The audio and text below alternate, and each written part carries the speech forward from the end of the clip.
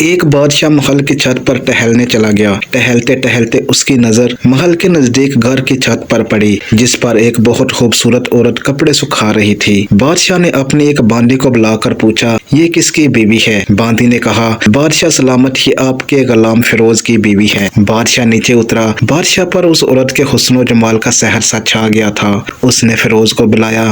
فیروز حاضر ہوا تو بادشاہ نے کہا، فیروز، ہمارا ایک کام ہے، ہمارا یہ خط فلاں ملک کے بادشاہ کو دے آؤ اور اس کا جواب بھی ان سے لے کر آنا۔ فیروز اس خط کو لے کر گھر واپس آ گیا۔ خط کو اپنے تکیے کے نیچے رکھ دیا، سفر کا سامان تیار کیا، رات گھر میں گزاری اور صبح منزل مقصود پر روانہ ہو گیا۔ اس بات سے لا علم کہ بادشاہ نے اس کے ساتھ کیا چال چلی ہے۔ ادھر فیروز جیسے ہی نظروں سے اوجھل ہوا، بادشاہ چپکے سے فیروز کے گھر جا پہنچا اور آہستہ سے فیروز کے گھر کا دروازہ کھٹکھٹایا۔ فیروز کی بیوی نے پوچھا، کون ہے؟ بادشاہ نے کہا، میں بادشاہ ہوں، تمہارے شوہر کا مالک۔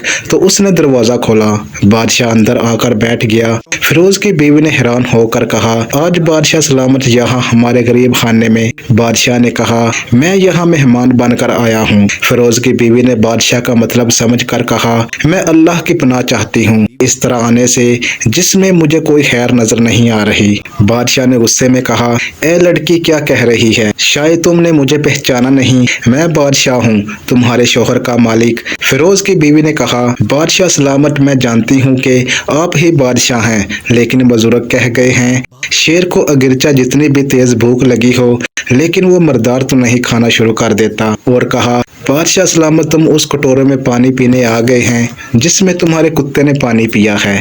بادشاہ اس عورت کی باتوں سے بڑا شرمسار ہوا اور اس کو چھوڑ کر واپس چلا گیا، لیکن اپنے چپل وہیں پر بھول گیا۔ یہ سب تو بادشاہ کی طرف سے ہوا۔ اب فیروز کو آدھے رستے میں یاد آیا کہ جو ہاتھ بادشاہ نے اسے دیا تھا وہ تو گھر پر ہی چھوڑ آیا ہے۔ اس نے گھوڑے کو تیزی سے واپس موڑا اور اپنے گھر کی طرف لپکا۔ فیروز اپنے گھر پہنچا تو تکیے کے نیچے سے ہاتھ نکالتے وقت اس کی نظر پلنگ کے نیچے پڑے بادشاہ کے نالین یعنی کہ چپل پر پڑی، جو چپل بادشاہ جلدی میں پلنگ کے نیچے ہی بھول گیا تھا۔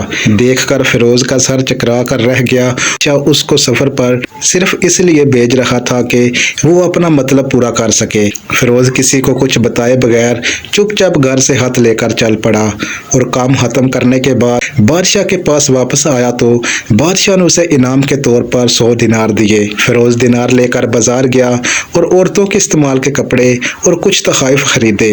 گھر پہنچ کر بیوی کو سلام کیا اور کہا، چلو تمہارے میکے چلتے ہیں۔ فیروز کی بیوی نے پوچھا، یہ کیا ہے؟ تو فیروز نے کہا، بادشاہ نے انعام میں دیا ہے اور میں چاہتا ہوں کہ یہ پہن کر تم اپنے گھر والوں کو بھی دکھاؤ۔ بیوی نے کہا، جیسے آپ چاہیں۔ بیوی فوراً تیار ہوئی اور اپنے والدین کے گھر اپنے شوہر کے ساتھ روانہ ہو گئی۔ گھر والے اپنے داماد اور بیٹی اور ان کے لائے ہوئے تحائف کو دیکھ کر بہت ہی خوش ہوئے۔ فیروز بیوی کو چھوڑ کر واپس چلا آیا اور 1 مہینہ گزرنے کے بعد بھی وہ بیوی کو اپنے گھر نہیں لے کے آیا اور نہ ہی اس کے بارے میں کوئی خیر خبر لی۔ اور پھر کچھ دن کے بعد اس کی بیوی کے بھائی اس سے ملنے آئے اور اس سے پوچھا، کیا آپ ہماری بہن سے غصہ ہیں؟ اگر غصہ ہے تو کیا میں اس کی وجہ جان سکتا ہوں؟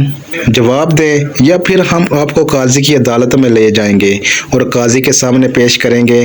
تو اس نے کہا، اگر تم قاضی کے پاس جانا چاہتے ہو تو چلے جاؤ، میرے ذمہ اس کا کوئی حقوق باقی نہیں ہے، میں نے اس کے تمام حقوق ادا کر دیے ہیں۔ وہ لوگ اپنا کیس قاضی کے پاس لے آئے تو قاضی نے فیروز کو بلایا۔ قاضی صاحب اس وقت اتفاق سے بادشاہ کے پاس بیٹھا ہوا تھا تو لڑکی کے بھائیوں نے کہا، اللہ بادشاہ سلامت اور قاضی کو قائم و دائم اور سلامت رکھے۔ بھائیوں نے اپنا مقدمہ قاضی کے روبرو پیش کیا اور کہا، قاضی صاحب، ہم نے ایک سرسبز باغ درخت پھلوں سے بھرا ہوا اور ساتھ میں میٹھے پانی کا کنواں اس شخص کے حوالے کیا تھا۔ اس شخص نے ہمارا باغ اجاڑ دیا اور ہمارے سارے پھل کھا گئے، درخت کاٹ لیے اور کنویں کو خراب کر کے بند کر دیا۔ قاضی صاحب فیروز کی طرف متوجہ ہو کر پوچھا، ہاں تو فیروز، تم کیا کہتے ہو اس بارے میں؟ فیروز نے کہا کہ قاضی صاحب، جو باغ مجھے دیا گیا تھا وہ میں نے پہلے سے بہتر حالت میں ہی اسے واپس کیا ہے۔ تو قاضی صاحب نے پوچھا، کیا باغ ویسی حالت میں واپس کیا جیسا پہلے تھا؟ تو لڑکی کے بھائیوں نے کہا، ہاں ویسی حالت میں واپس تو کیا ہے، لیکن ہم اس سے باغ واپس کرنے کی وجہ پوچھنا چاہتے ہیں۔ تو قاضی صاحب نے کہا، ہاں فیروز، تم کیا کہنا چاہتے ہو اس بارے میں؟ قاضی صاحب، میں نے یہ باغ کسی بغض یا نفرت کی وجہ سے نہیں چھوڑا، بلکہ اس لیے چھوڑا کہ ایک دن میں باغ میں آیا تو اس میں نے شیر کے پنجوں کے نشان دیکھے، تو مجھے خوف ہوا کہ شیر مجھے کہیں کھا نہ جائے، اس لیے شیر کے ڈر سے میں نے باغ میں جانا بند کر دیا۔ بادشاہ جو ٹیک لگائے ہوئے سب کچھ سن رہا تھا، اس نے اٹھ کر کہا، فیروز تم اپنے باغ میں اطمینان سے جاؤ، بالکل مطمئن ہو کر جاؤ۔ اس میں کوئی شک نہیں کہ شیر تمہارے باغ میں آیا تھا، لیکن وہاں پر نہ تو کوئی اثر چھوڑ سکا، نہ کوئی پتا توڑ سکا، اور نہ ہی کوئی پھل کھا سکا۔ وہ وہاں پر تھوڑی دیر رکا اور پھر مایوس ہو کر لوٹ گیا۔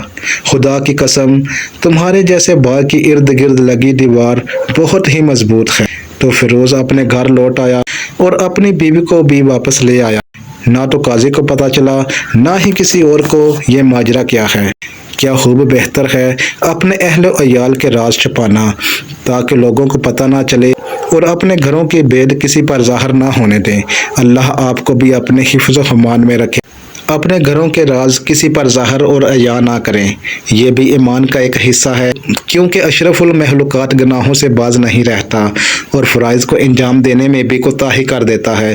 جب اللہ پر ایمان کے ساتھ ہوگا تو دل کی زبان گناہ سے بندہ ہوا ہوگا، تو وہ آدمی گناہوں سے روکتا ہے، اور عورت شوہر کے مال و عزت و عفت کی امین ہوتی ہے۔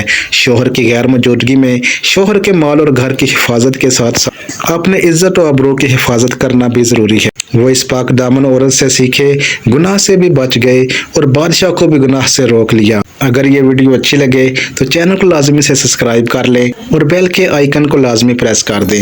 تو اس کے ساتھ ہی مجھے دیجیے اجازت، ملتے ہیں پھر ایک نئی انٹرسٹنگ ویڈیو میں۔ اللہ حافظ۔